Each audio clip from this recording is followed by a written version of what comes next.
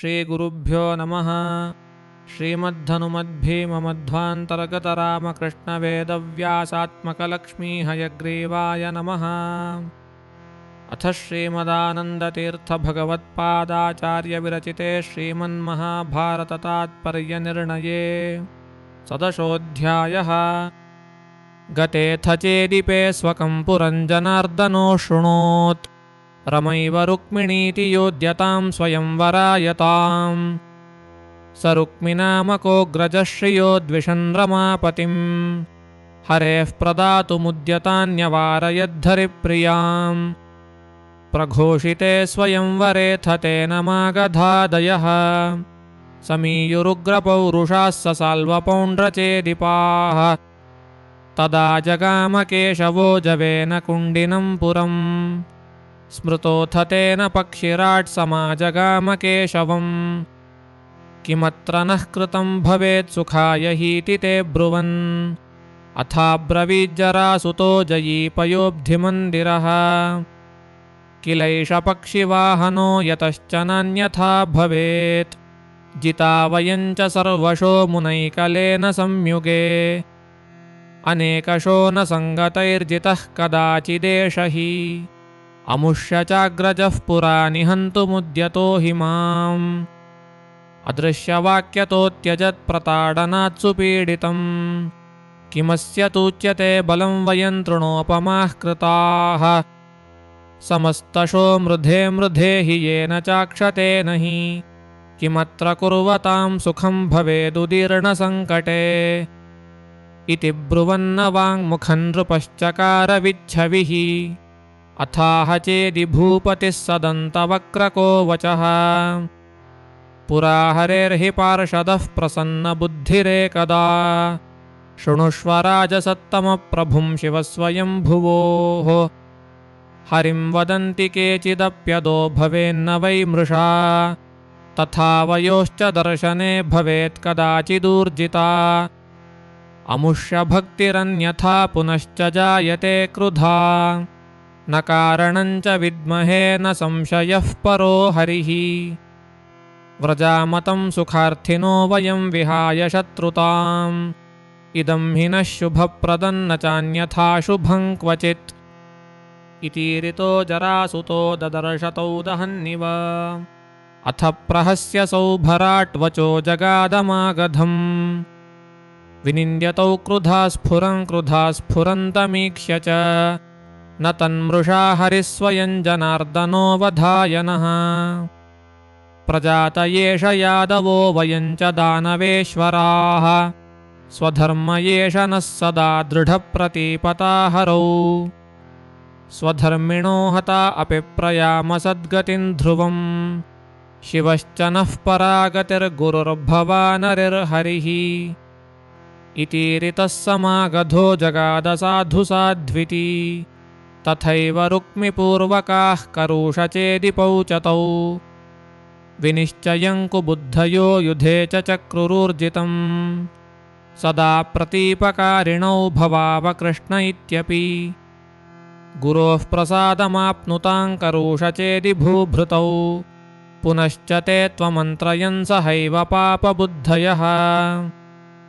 ध्रुवं समागतो हरिर्लभेत रुक्मिणीमिमाम्, अयं त्रिलोकसुन्दरः सुरूपिणी च रुक्मिणी। मुखेन बाहुनाप्ययं समस्तलोकजिद्वशी, समस्तवेदिनां वरञ्जितारिमग्र्यरूपिणम्। समस्तयोषितां वराव्रजेत रुक्मिणी ध्रुवम्, वयं च मानसंशयन्नितान्तमाप्नुमस्तदा। न शक्नुमो निवारितुं शरैरमुं कथञ्चन, अतः स्वयंवरे यथा न सङ्गमो हरेर्भवेत्। तथा विधानमेव नः सुनीतिरूर्जिता ध्रुवम्,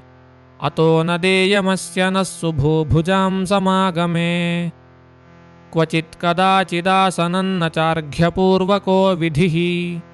न चास्यतिक्षितौ क्वचिद्विमानितः पुरोहिनः। परासनस्थभूभुजां समानितो हि दैवतैः, सदर्पमानसंयुतः क्रुधा प्रयास्यति ध्रुवम्। पुरीं स्वकान्ततो वयं विधेम च स्वयं वरम् इति स्म सर्वभूभुजां विनिश्चयं सकैशिकः क्रथोऽवगम्य भीष्मकानुजोऽभ्ययाद्धरिन्द्रुतम् प्रणम्य पादपद्मयोर्निजं गृहं प्रवेश्य च महासनं प्रदायतौ प्रचक्रतुर्वरार्चनम् अथागमच्छतक्रतोर्वचः प्रगृह्य भूभुजः जरासुतादिकान् पुमानुवाच चार्थवद्वचः अहं प्रियः शचीपतेः सदास्य चाक्षिगोचरः सुरेन्द्र आज्ञया वदन् नृपान्व ईश्वरो हि सः समस्तराजसत्पतिर्हरिर्न चान्य इत्यपि वराभिषेकमीशितुः कुरुध्वमाश्वसंशयम् अतोऽन्यथा शिरस्य हन्निपातयामि वोशनिम् इतीदमिन्द्रशासनं कुरुध्वमित्यसौ ययौ तदीरितन्निशम्यते पुनः सुतप्तचेतसः बभूवुरुचिरे वचः सुगर्वितो हि वासवः पुरा बिभेति नः सदा प्रतिस्म वासवः उताद्य कृष्णसंश्रयाद्दृढं विभीषयत्यसौ अदृश्य एव देवराड्यदि स्म वज्रमुत्सृजेत् भवेम पीडिता वयं वरादमृत्यवोऽपि हि पुरादिविस्थितस्य च प्रमर्दने वयं क्षमाः उताद्य यद्यमुं वयं व्रजेम कृष्ण येष्यति अतोऽभिषेचनाद्यदीह शाङ्गिणः शचीपतिः न वज्रमुत्सृजेत्तदाभिषेचयाम तं वयम् अतोऽन्यथा धनुर्यथा वरादमृत्युकोऽपि सन् सुरेन्द्रवज्रताडितो बभूव कुक्षिगास्ययुक् तथैव कृष्णसंश्रयात् स नः शचीपतिर्नयेत् इति स्म निश्चिता नृपानयातयन्तशौरये समस्तशो जरासुतादिभिः कृतेऽभिषेचने अतीव भग्नमानकान्न चानुयाति कश्चन समाश्रयं च केशवं तदैव जीवनार्थिनः प्रकुर्युरासुरा अपीति देवकार्यसंक्षयः इति क्षपाकशासनो वदज्जरासुतादिकान् स रुक्मि चेदि साल्वपो न यातुमागधो हरिम् ततस्तु तान् विना परेधिराजराज इत्यमुम्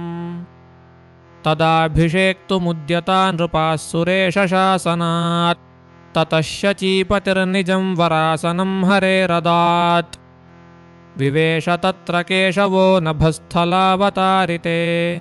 करे प्रगृह्य केशवो न्यवेशयत्सहासने पतत्रिपुङ्गवं च तौ स भीष्मकानुजौ प्रभुः अथाखिला नरेश्वरा मुनीन्द्रसंयुता हरिम् सुशातकौम्भकुम्भकैः प्रचक्रुराभिषेकिणम् विरिञ्च शर्वपूर्वकैरभिष्टुतः सुरादिभिः समस्तदेवगायकैः प्रगीत आस केशवः अथाह भीष्मकं प्रभुः स्वयंवरः किल त्वया अभीप्सितः सुता कृते शुभायते भवेन्न सः इयं रमा तवात्मजा बभूवतां हरेर्न चेत् ददाति चेत्तदा पिता निरिन्दिरो व्रजे दधः हिताय चैतदीरितं तवान्यथा न चिन्तय न योषिदिच्छया त्वहं ब्रवीमि पश्य यादृशः उदीर्य चैवमीश्वरश्चकारः विरात्मनः स विश्वरूपमुत्तमं विसङ्ख्य शीर्षबाहुकम् अनन्ततेज आततं विसङ्ख्यरूपसंयुतम् विचित्रमौलिकुण्डलाङ्गदोरुहारनूपुरम् ज्वलत्सुकौस्तुभप्रभाभिभासकं शुभाम्बरम् प्रपश्य यादृशा स्त्रियो ममेत्यदर्शयच्छ्रियम्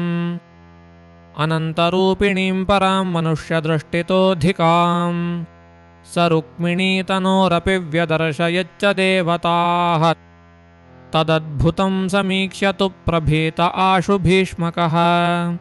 पपातपादयोर्विभोः करोमि तत्तथेति च पुनश्च विश्वरूपतां पिधाय पद्मलोचनः जगामपक्षिवाहनः पुरीं स्वबाहुपालिताम् अपां पतिश्च मैथिलः स्वयंवरं कृतावपि हरिं विनिश्चयादियं व्रजेदिति स्म चक्रतुः स्वयंवरः क्षितेर्भुजां स्वधर्म इत्यतो द्वयोः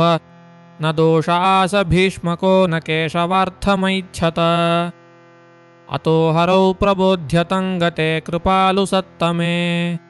वशीकृते च भीष्मके नृपास्त्वमन्त्रयन् पुनः यशश्च धर्ममुत्तमं विधित्सता वृकोदरे न केशवेन सूदितो जरासुतो हि मन्यते वराच्छिवस्य मामयन्न हन्तुमीष्ट उत्तमात् अतः शिवप्रसादतो जितोऽपि जेष्य उत्तरम् मृधे मृधे जितोऽपि सन्दृढाशया पुनः पुनः समीहते युधे शिवन्न चावमन्यते क्वचित् अतः पुनश्च भूमिपानुवाच बारुहद्रथः धिगेव पौरुषं हिनो यदेष नो जयत्सदा अभूपतेर्न चासनं प्रदेयमित्युदाहृतम् अमुष्यनस्तदन्यथा बभूव चिन्तितं नृपाः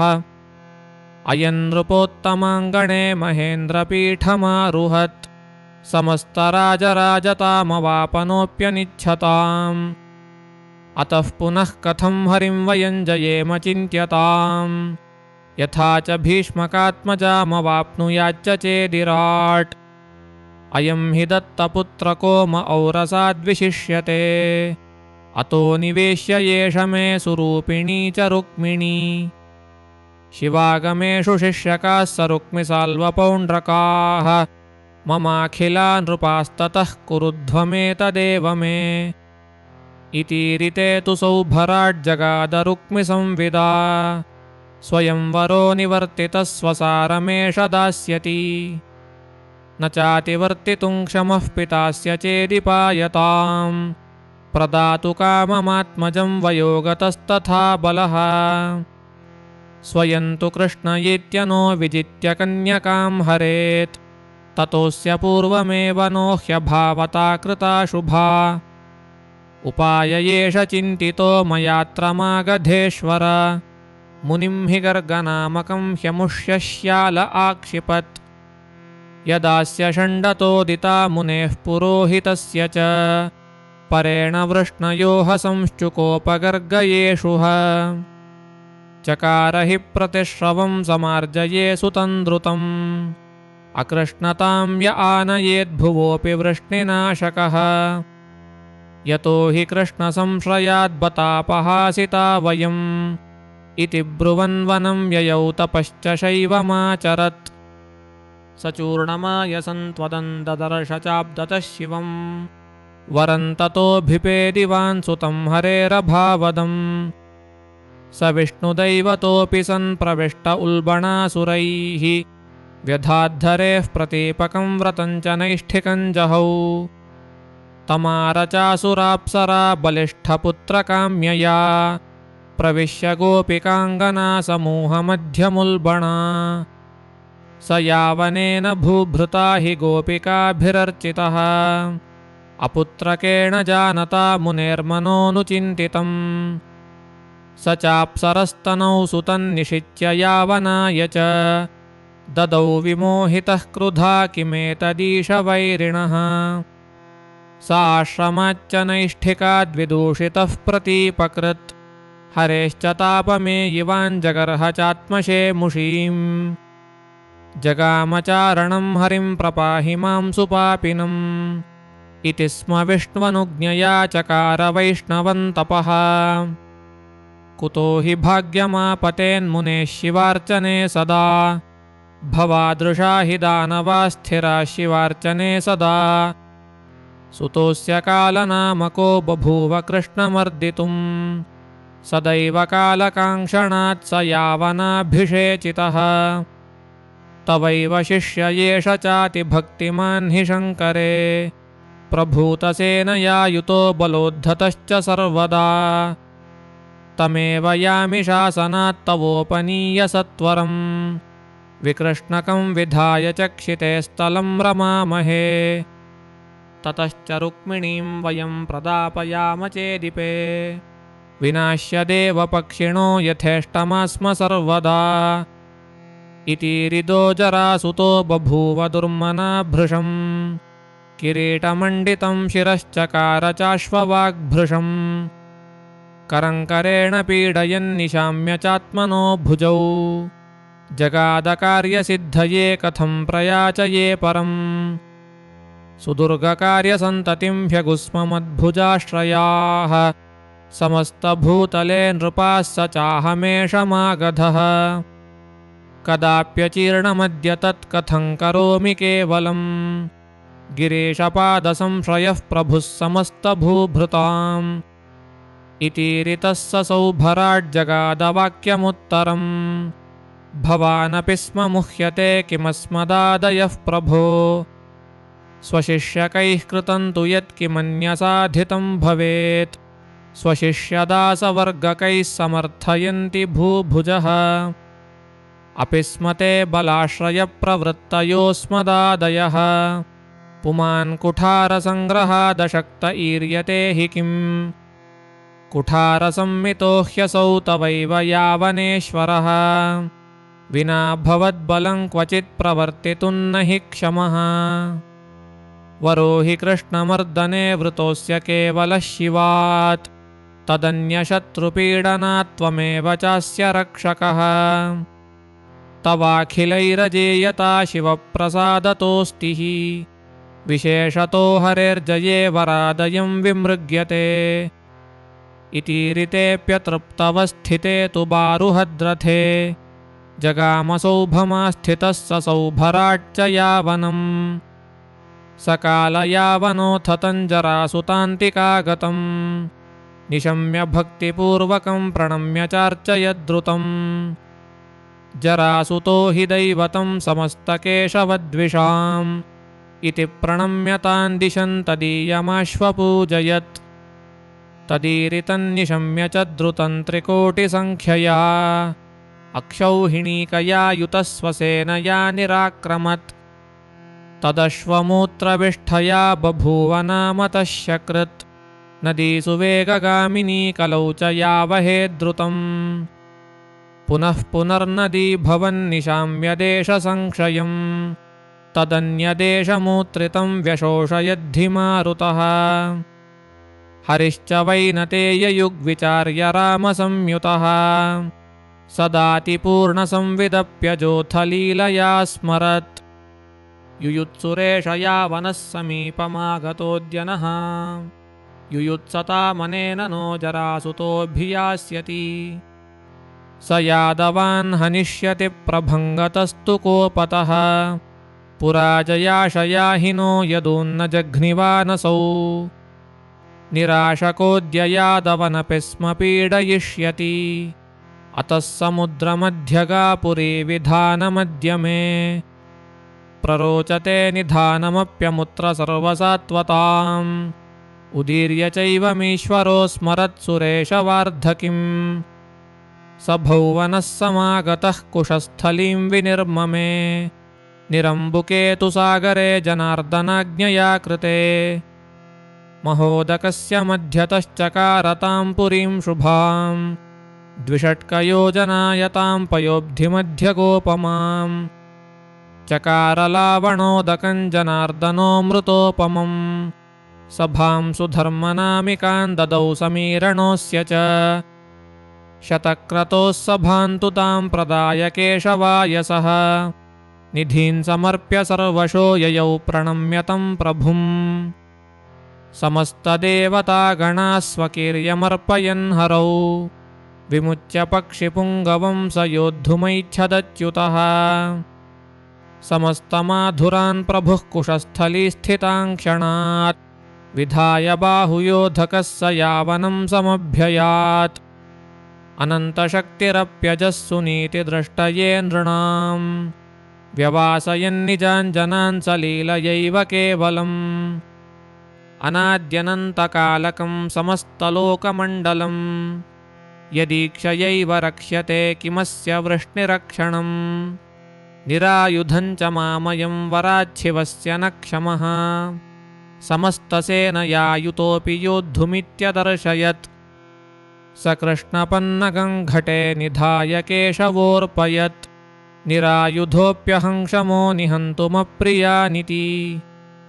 घटं पिपीलिकागणैः प्रपूर्य यावनोऽस्य च बहुत्वतो विजेष्य इत्यहिमृतं व्यदर्शयत्। किमत्र सत्यमित्यहं प्रदर्शयिष्य इत्यजः। उदीर्यदूतमभ्ययात् स यावनं प्रबाधितुम्। स बाहुनैव केशवो विजित्य यावनं प्रभुः निहत्य सर्वसैनिकान् स्वमस्य यापयत्पुरीम्। महास्त्रशस्त्रसञ्चयान् सृजन्तमाशु यावनम् न्यपातयद्रथोत्तमात्तलेन केशवोरिहा। निवाहनन्निरायुधं विधाय बाहुना क्षणात् विमूर्च्छितन्न चाहनत्सुरार्थितं स्मरन् हरिः। पुरा हि यौवनाश्वजे वरप्रदाः सुरेश्वराः ययाचिरे जनार्दनं वरं वरप्रदेश्वरम्। अनर्थको वरो मुनावृतोऽपि सार्थको भवेत् अरिं भविष्य यावनं दहत्वयन्तवेश्वर। तथास्त्विति प्रभाषितं स्ववाक्यमेव केशवः। ऋतं विधातुमभ्ययात् स यौवनाश्वजान्तिकम्। ससंज्ञकोऽथ यावनो धरातलात् समुत्थितः निपात्य यान्तमीश्वरं स पृष्ठतोऽन्वयात् क्रुधा। हरिर्गुहान् नृपस्य तु प्रविश्य संव्यवस्थितः। स यावनः पदाहनं नृपं सतं ददर्शः। स तस्य दृष्टिमात्रतो बभूव भस्मसात् क्षणात्। स एव विष्णुरव्ययो ददाहतं हि वह्निवत्। वराच्छिवस्य दैवतैरवध्यदानवान् पुरा हरेर्वरान्निहत्य स प्रपेद आश्विमं वरम्। सुदीर्घसुप्तिमात्मनः प्रसुप्तिभङ्गकृक्षयम् स्वदृष्टिमात्रतस्ततो हतः स यावनस्तदा। अतश्च पुण्यमाप्तवान् सुरप्रसादतोक्षयम्। स यौवनाश्वजो नृपो न देवतोषणं वृथा। ततो हरिन्निरीक्ष्य स स्तुतिं विधाय चोत्तमम्। हरेरनुज्ञया तपश्चकार मुक्तिमाप च। ततो गुहामुखाद्धरिर्विनिसृतो जरासुतं समस्तभूपसंयुतं जिगाय बाहुनेश्वरः।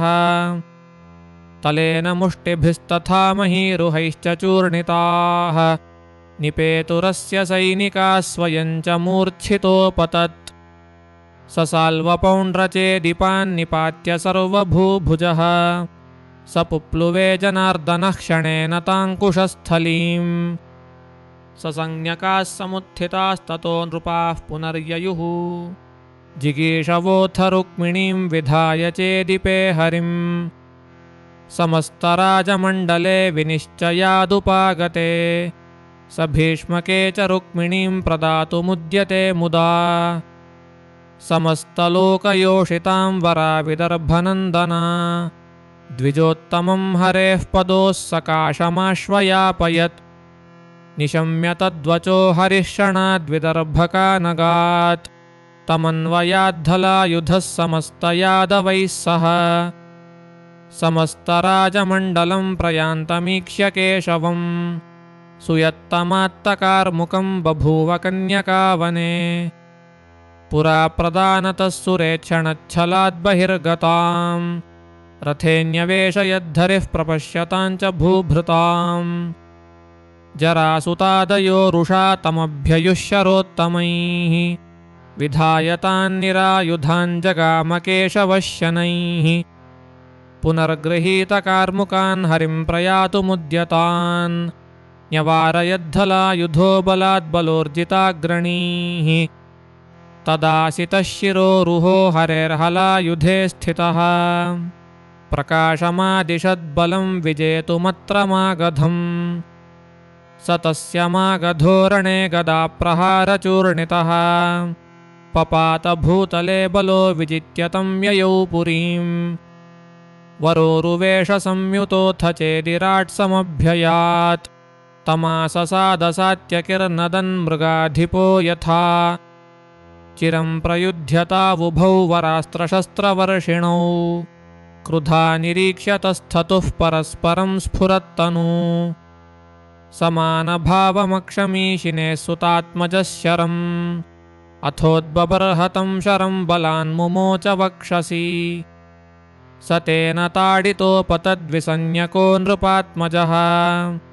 विजित्य तं ससात्यकिर्ययौ प्रहृष्टमानसः अथापरे च यादवा विजित्य तद्बलं ययुः पुरैव रुक्मिपूर्वकाः प्रजग्मुरच्युतं प्रति सहैकलव्यपूर्वकैः समेत्य भीष्मकात्मजः हरिं ववर्षसायकैः स सिंहवन्यवर्तत अक्षौहिणीत्रयं हरिस्तदा निहत्य सायकैः अवाहनायुधं व्यधान्निषादपं शरैः क्षणात् शरं शरीरनाशकं समाददानमीश्वरम् स एकलव्य आशुतं विहाय दुद्रुवे भयात् धनुर्भृतां वरे गते रणं विहाय भूभृतः करुषराजपूर्वकाः क्षणात् प्रदुद्रुवुर्भयात् अथाससादकेशवं वृषा स भीष्मकात्मजः शराम्बुधार आशुतं विवाहनं व्यधाद्धरिः चकर्तकार्मुकं पुनः स खड्गचर्मभृद्धरेः रथं समारुहच्छरैश्चकर्तखड्गमीश्वरः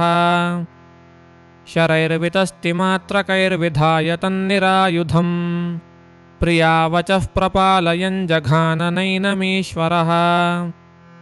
निबध्य पञ्चचूडिनं विधाय तं व्यसर्जयत्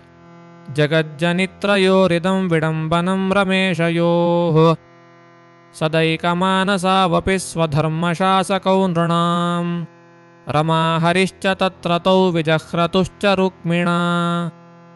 अथाससादसौ भराड्हरिं शराम्बुवर्षणः हरिशरं यमोपमं मुमोच तस्य वक्षसि शरेण तेन पीडितः पपातमन्दचेष्टितः चिरात् ससंज्ञको गमत्रिनेत्रतोषणेच्छया समस्तराजसन्निधावयादवीं महीमिमां करिष्य इत्युदीर्य सव्यधात्तपोतिदुश्चरम् अथो विवेश केशवः पुरीं कुशस्थलीं प्रभुः प्रियायुतोऽब्जजादिभिः समीडितः सुरेश्वरैः पुरा ततो हलायुधः प्रियान्निजां पुरापिः स वारुणी समाह्वयामवापरेवतीं प्रभुः पतिं यथानुरूपिणं तदीयमेव पूर्वकम् पिता तदीय ऐच्छत प्रवेत्तुमब्जसम्भवात् स तत्सदो गतो वरात् तदीयतः प्रगीतिकाम् निशम्य नाविदद्गतं युगोरुकालपर्ययम् नरानयोग्यगीतिका विमोहयेत्ततो नृपः समूढबुद्धिरन्ततोऽल्पकाल इत्यमन्यत समूर्च्छितः प्रबोधितोऽब्जजेन तन्त्वपृच्छत सुतापतिं बलं च सोऽब्रवीद्युगात्यये बहौ सरैवतो बलायतां प्रदाय गन्धमादनं गतोऽत्र चीर्णसत्तपा अवापकेशवान्तिकम् बलोपितां पुरातनप्रमाणसंमितां प्रभुः हलेन चात्मना समाञ्चकार सत्यवाञ्छितः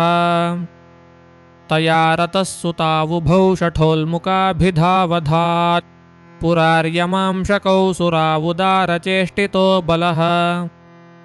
जनार्दनश्च रुक्मिणीकरं शुभे दिने ग्रहीत् महोत्सवस्तदा भवत्कुशस्थलीनिवासिनां चतुर्मुखेशपूर्वकाः सुरावियत्यवस्थिताः प्रतुष्टुवुर्जनार्दनं रमासमेतमव्ययम्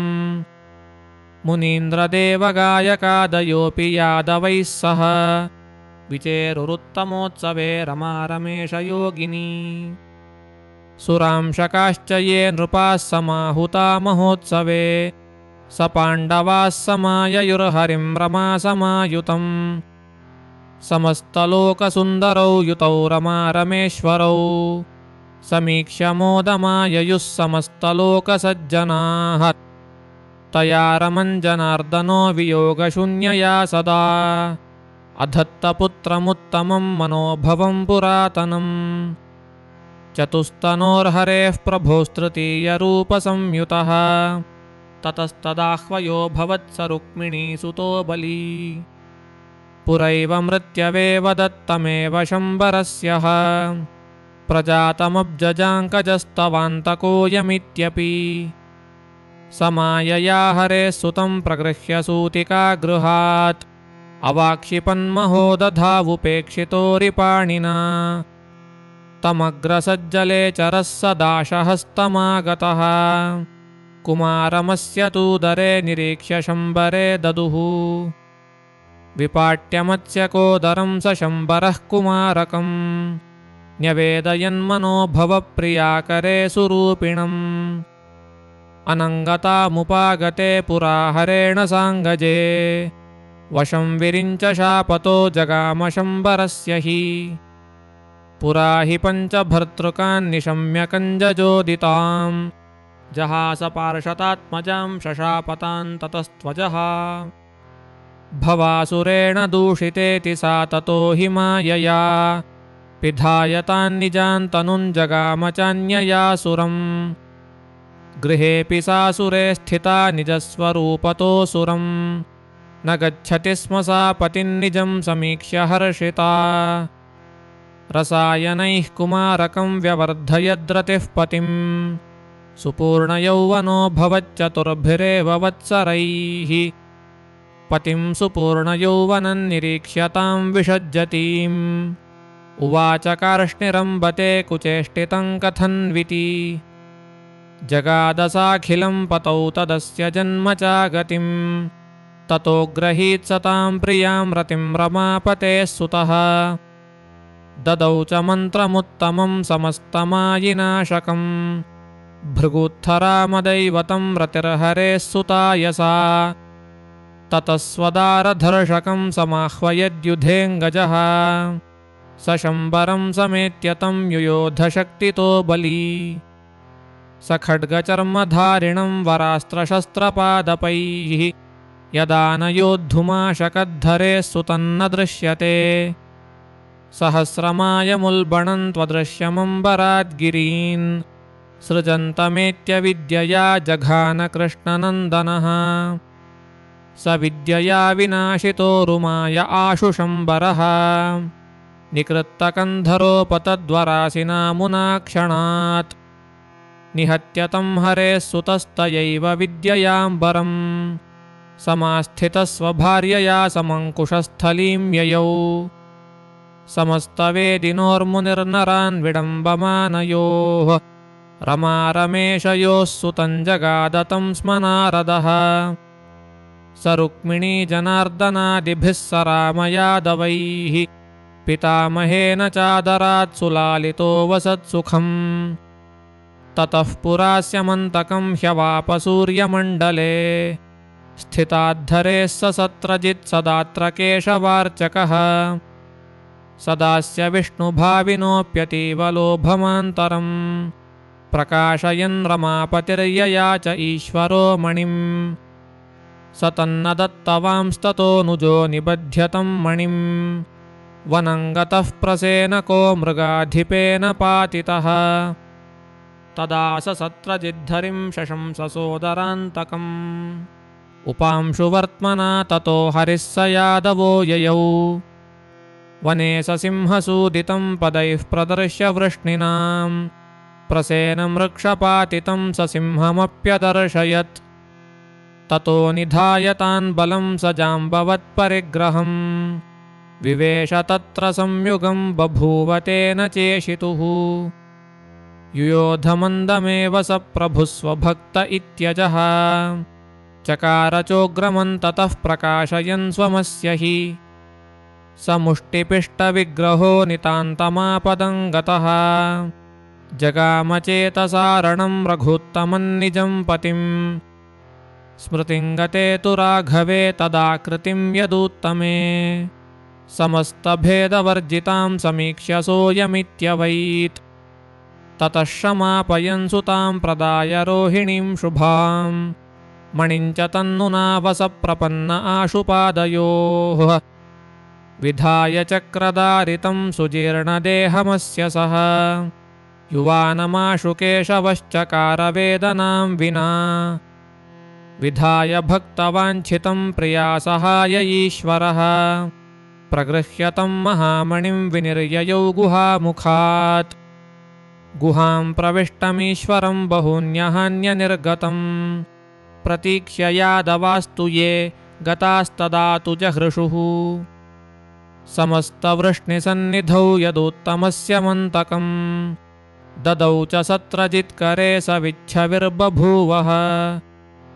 स दुर्यशो रमापतावनोच्य मिथ्यया तपन् स्वपापहानिकाङ्क्षया ददौ सुताञ्जनार्दने मणिञ्च तं प्रदाय तन्ननामः क्षमापयन् मणिं पुनर्ददौ हरिर्मुमोद सत्यभामया रमैव सा हि भूरिति द्वितीयमूर्तिरुत्तमा बभूव सत्रजित्सुता समस्तलोकसुन्दरी ततो हि सा च रुक्मिणी प्रिये प्रियासुतेऽधिकं जनार्दनस्य ते हरेः सदा वियोगिनी यतः अवापसाम्बनामकं सुतं च रोहिणी हरेः चतुर्मुखांशसंयुतं कुमारमेव षण्मुखम् इति प्रशासति प्रभौ जगज्जनार्दनेऽखिलम् अगण्यसद्गुणार्णवे कदाचिदाययौ द्विजः जनार्दनः स नामतो रमेशपादसंश्रयः समानितश्च विष्णुना प्रणम्य वाक्यमब्रवीत् क्षमस्व मे वचः प्रभो ब्रवीम्यतीव पातकम्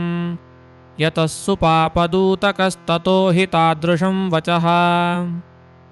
न तेऽस्त्यगोचरं क्वचित् तथापि चाज्ञया वदे वदेति चोदितो मुना द्विजो जगादमाधवम् सुतौ हि साल्वभूपतेर्बभूवतु शिवाश्रयौ शिवप्रसादसम्भवौ पितुस्तपोबलेन तौ अजेयतामवध्यतां शिवाद्वरं समापतुः जरासुतस्य शिष्यकौ तपोबलेन केवलम् महोदरं च कुण्डधारिणं च भूतकावुभौ तथा जिताववध्यकौ दिदेशशङ्करस्तयोः तयोः सहाय एव तौ वराच्छिवस्य भूतकौ अजेयतामवापतुर्न चान्यथामरावपि अजेयतामवध्यतामवाप्यतावुभौ शिवात्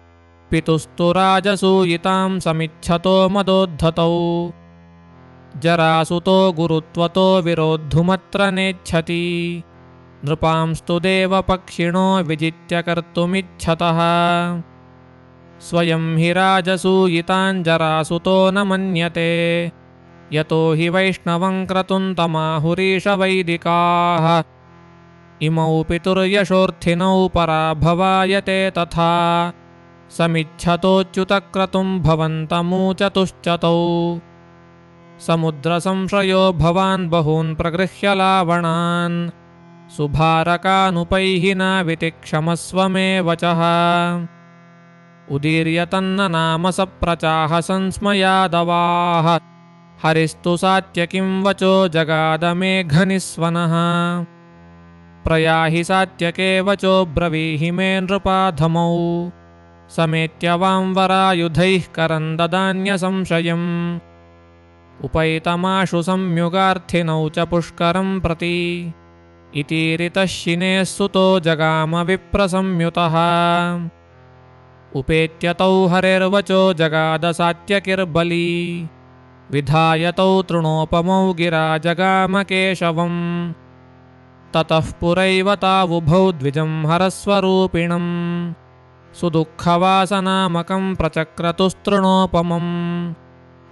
दशत्रिकैश्यतैर्वृतो यतीश्वरैः स सर्ववित् विपाटितात्मकौपिनादि सर्वमात्रकोऽभवत् वरात् स्वसम्भवादसौ न शापशक्तिमानभूत् ततः समस्तभञ्जनोरुशक्तिमापकेशवम् सतान् समर्च्य माधवः प्रदाय चोरुमात्रकाः ययौ च तैः समन्वितो वधाय साल्वपुत्रयोः तमत्रिजं हरात्मकं यतो हि वेदमागधः ततोत्यजत्स्वशिष्यकौ निशम्य तत्प्रतीपकौ हरौ तु पुष्करं गते मुनीश्वरैः समन्विते समीयतुश्च तावुभावथात्र हंसडीभिकौ स ब्रह्मदत्तनामकोऽत्र तत्पिताप्युपाययौ समागतौ च भूतकौ शिवस्य यौ पुरःसरौ विचक्रनामकोऽसुरः पुरा विरिञ्चतो वरम् अवध्यतामजेयतामवाप्य बाधते सुरान् स चाभवत्तयोः सखा सहायकाम्ययागमत् हिडिम्बराक्षसोऽपि यः पुरापशङ्कराद्वरम् न जीयसे न वध्यसे कुतश्च नेति तोषितात् स चैतयोः सखा भवत्समाजगाम तत्र च अक्षौहिणी दशात्मकं बलं तयोर्बभूवः विचक्रगं षडात्मकं तथैकमेव राक्षसम् द्विरष्टसेनया युतौ सहैकयैव तौ नृपौ समीयतुर्युधे हरिं हरिश्च तौ ससारः अथ द्वयोर्द्वयोरभूद्रणो भयानको महान् हरिर्विचक्रमे युवान् बलश्च हंसमुद्धतम् तदास्य चानुजं ययौषि निप्रवीर आयुधी गदश्च नामतोऽनुजो हरेः स रोहिणीसुतः पुरा स चण्डको गणो हरेर्निवेदिताशनः समाह्वयद्रणाय वैतयोः सतातमेव हि अक्षौहिणीत्रयान्विताः समस्तयादवास्तदा त्रिलोचनानुगौ च तौ न्यवारयन् स राक्षसौ हरिर्विचक्रमोजसा महास्त्रशस्त्रवर्षिणम् विवाहनन्निरायुधं क्षणाच्चकारसायकैः पुनश्च पादपान् गिरीन् प्रमुञ्चतोरिणारिहा शिरोजहारदेवता विनेदुरत्र हर्षिताः प्रसूनवर्षिभिस्तुतश्चतुर्मुखादिभिः प्रभुः ससारतौ हरानुगौ प्रभक्षकौ ससात्वताम् समस्तयादवान्द्रणे विधूयतौ जनार्दनम् उपेत्य चांसगौ हरेरदं शतां सुकर्णकौ स तौ भुजप्रवेगतो विधूय शङ्करालये न्यपातयद्बलार्णवो मितस्य किं तदुच्यते प्रभक्षयन्तमोजसा हिडिम्बमुद्धतं बलम् सहोग्रसेनको ययौ पिता हरेः शरान् क्षिपन् तयोरथौ सहायुधौ प्रभक्ष्य राक्षसो बली प्रगृह्यतावभाषत प्रयातमाशु मे मुखम् तदा गदावरायुधः सहैव हंसभूभृता प्रयुध्यमान आययौ विहाय तं हलायुधः तमागतं समीक्ष्यतौ विहाय राक्षसाधिपः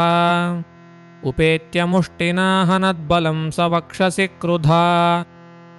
उभौ हि बाहुशालिना वयुध्यतां च मुष्टिभिः चिरं प्रयुध्यतं बलो गृहीत् स जङ्घयोर्विभुः अथैनमुद्धतं बलाद्बलः स दूर आक्षिपत् पपातपादयोजने स नाजगामतं पुनः विहाय सैनिकांश्च तौ नृपौ ययौवनाय सह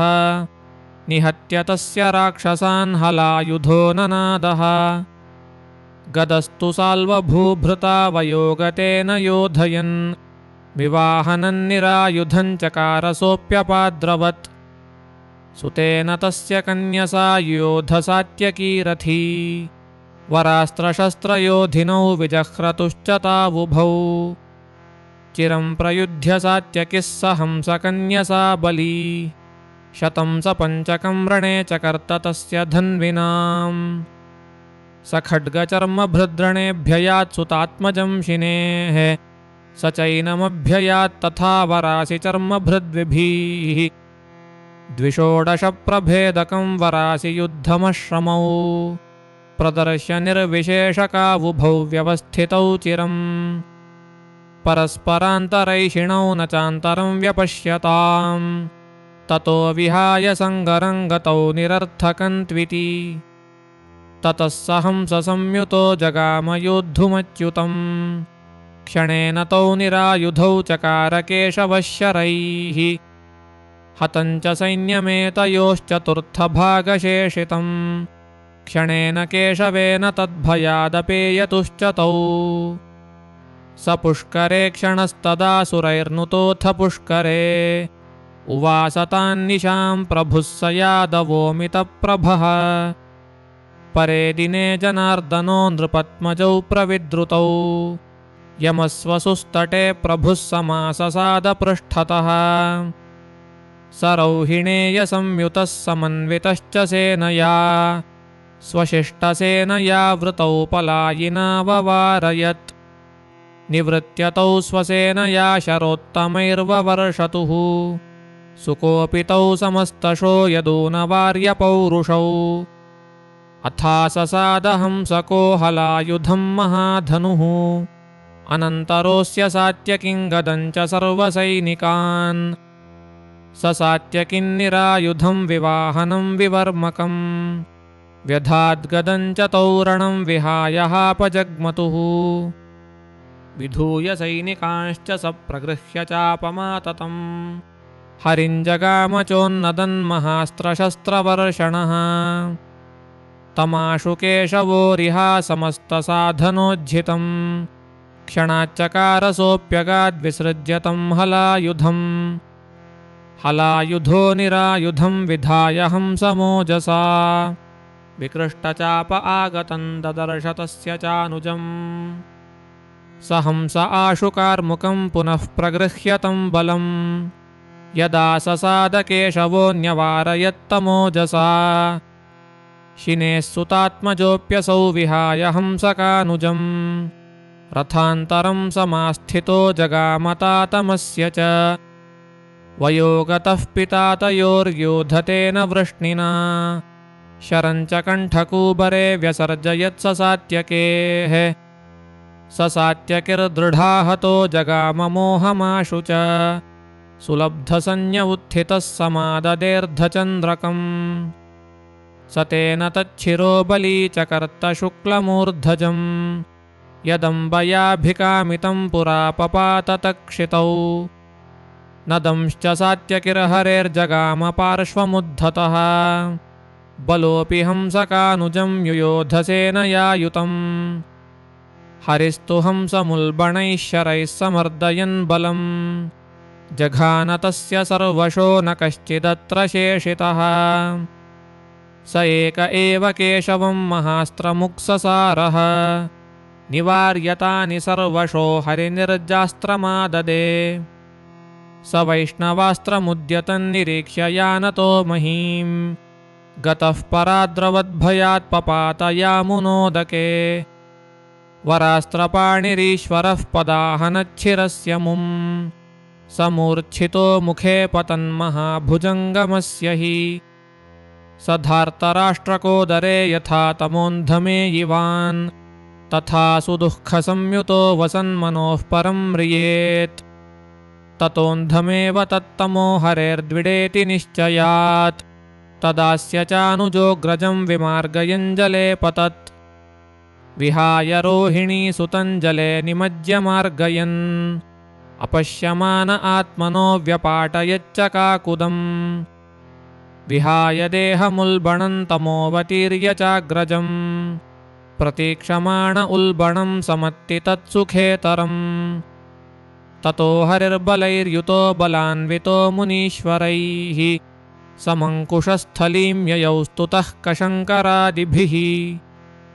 स्वकीयपादपल्लवाश्रयञ्जनं प्रहर्षयन् उवास नित्यसत्सुखार्णवो रमापतिर्गृहे इति श्रीमदानन्दतीर्थभगवत्पादाचार्यविरचिते श्रीमन्महाभारततात्पर्यनिर्णये सदशोऽध्यायः। श्रीमध्वेषार्पणमस्तु।